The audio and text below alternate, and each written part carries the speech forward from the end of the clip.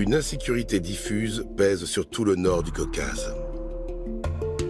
Le mouvement islamiste radical revendique la création d'un émirat caucasien couvrant toute la région.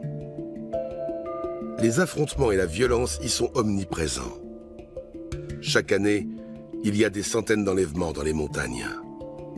Les rebelles ne sont pas très nombreux, mais occupent régulièrement les médias.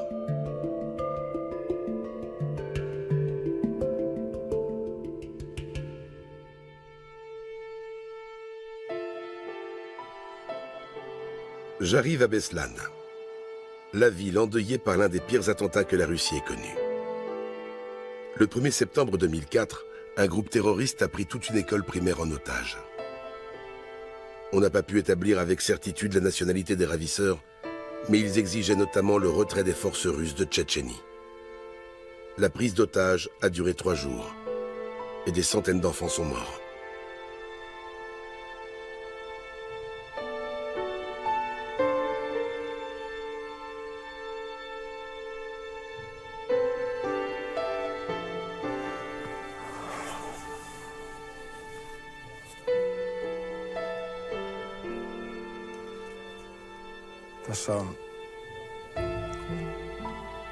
Voici le mémorial de la tragédie de Beslan.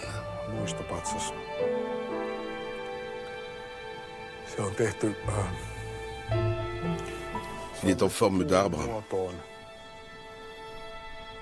Les mères portent les enfants, victimes de l'attentat.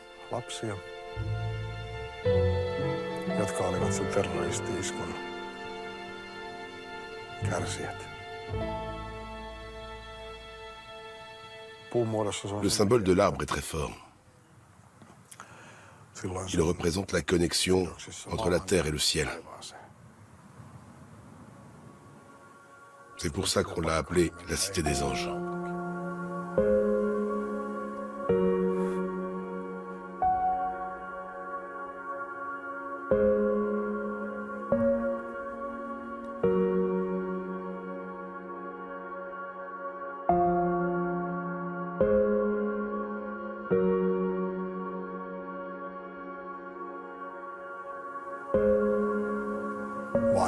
Tout parent, père ou mère, doit ressentir dans sa chair la douleur de ces gens.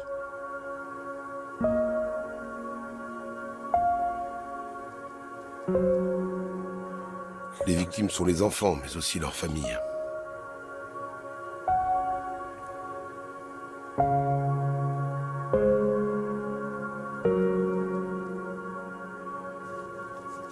Que leurs âmes reposent en paix.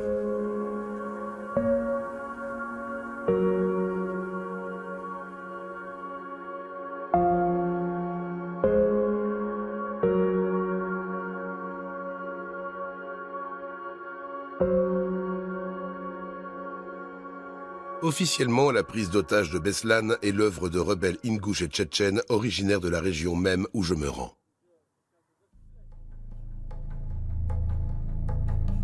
Plus les montagnes pointent à l'horizon, plus je vois de soldats armés montant la garde devant les habitations.